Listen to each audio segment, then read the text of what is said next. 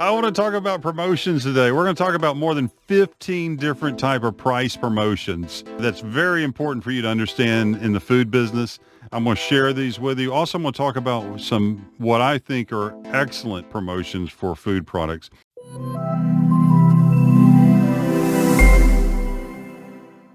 Hey, if you don't know me, I'm Tim from timforrest.com. Been in the food business for almost 40 years. Hey, I enjoy sharing my knowledge and information on the food business. Hope this provides you some value as you grow your food brand to consumers across America and around the world. So real quick, I wanted to go down. I've got a list of all the different, of many different, it's really over 17 different price promotions. And it seems like that's the only promotion the industry will tell you about, or that they ask you about, or that they're pushing you to do.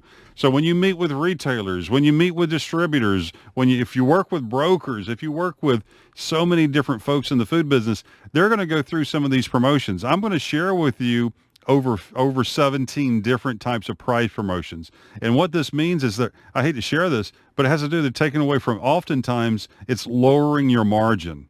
And you're doing that in such a way it doesn't necessarily benefit your brand. It actually lowers the amount of money that you're making. It deteriorates your brand, and it gives so much value to the other players in the food distribution system. So I'm going to jump into that, and then at the end, I'm going to share with you some ideas. I'm just going to share a handful of very positive promotion ideas. I'm going to share with you also some insight from a friend of mine that founded Jelly Belly Jelly Beans on his ideas on promotion, and we'll go from there. So let me just first share with you some of the different price promotions they have. And I've got this, I know, I wrote this list ahead of time. So I'm going to be looking at my list as we go forward here.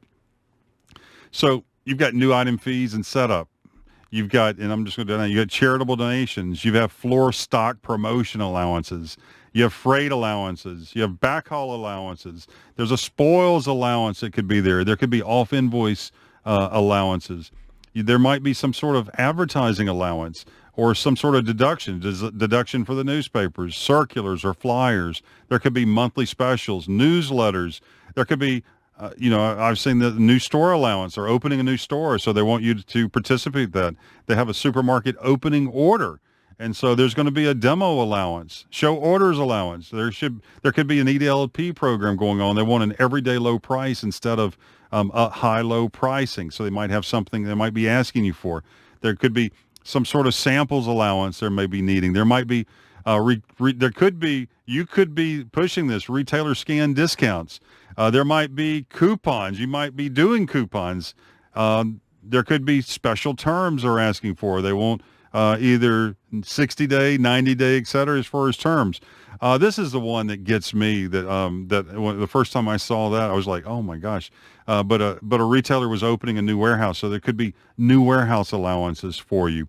And then, again, you're going to have the retailer, the reclaim program. There's so much going on there, whether it was perishable, they couldn't sell, there's a damaged corner, whether, something to do with the container itself. It could even be theft, depending on the retailer that you're working with. And then there's rebates and yearly rebates. So much of this, so many, and this is not even counting the different deductions that could happen because of issues in the warehouse, issues with the distributor, different promotions that you may have put in for growing the business. So there's so many opportunities for retailers, distributors, brokers, et cetera, to ask for and to deduct amounts from specifically from your invoices. And so oftentimes these are not things that are growing your brand. They're not taking your brand further. They're not taking them farther. What you do want to have, you do want to gain trial. You want to gain trial. You want to influence consumer behavior. So anything that you do, you want to have signage up. You want to somehow make consumers aware of your product and to purchase it. And that's really oftentimes all you're doing is getting a lower retail without oftentimes signs aren't even put up for your product. At times your pricing is not even changed at store, particularly if you're not doing checks.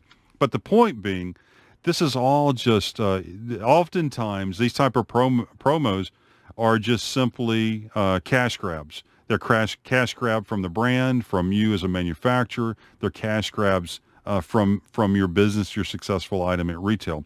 So what are some ideas? There's a lot to talk about in here as far as these deductions, but I just want to just bring them up and share with them. But what is a promotion? What is good consumer promotion? What are some activity that you can do? Now, everything that I shared is not just purely negative for the brand. Oftentimes it doesn't do much for the brand, but it can. But oftentimes what I like to do is do these in tandem, and I'm not really getting a lot into all the different promotions that we just talked about. I just want to make you aware of them, that they exist. There are other types of promotions that we want to do, and this is not in the store. That's the key. We're talking about direct to consumer. So online, what can you do direct to consumer? What are we doing outdoor with billboard, et cetera, in cities and along the highways? What are we doing with television, radio, et cetera, coupons, newspaper circulars? What are we doing to build a relationship with a consumer? What are we doing in the press? How are we getting publicity for our brand? What are we doing at events? And so much of my guidance with my brands, we want to be successful regionally before we even think about going nationally. And so we want to be working direct to consumer. Be thinking about those events where tens of thousands or hundreds of thousands of consumers congregate, and that you're able to work with them. So at ball games, how are we using those arenas to get our story out, to have paid sampling, to demo our product, to have some awareness of our brand, so introducing our product in these event settings? What are we doing with festivals? And then what are we doing with fairs, parades, and events? And this brings up another, what are we doing with our local government? How are we gaining access to promotion opportunities with them? Does the mayor know that your product exists? Does the mayor know your product's made in his city? Things of this nature, we're talking about expanding and growing your brand, not to mention your own email list, your own publicity, your own local advertising, your own email list and website, Facebook page, social media, etc. So those are some of the ideas. And I shared earlier that I would share with you my friend David, who started Jelly Belly Jelly Beans, his comment on, he did not believe in price reductions whatsoever at retail.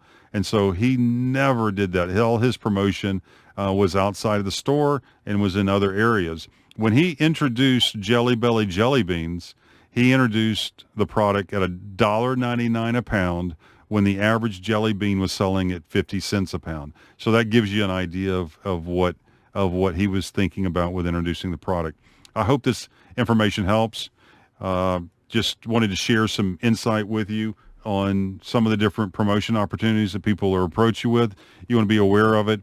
There's so much to talk about here. That's why it's, one of the reasons it's so important that you're making a massive amount of margin, likely more than you think is required, and possibly more than you're making right now. But it's so important. The brands that are successful understand this and are making their margins before they go national, before they go out of their city to new cities and regionally and larger than that.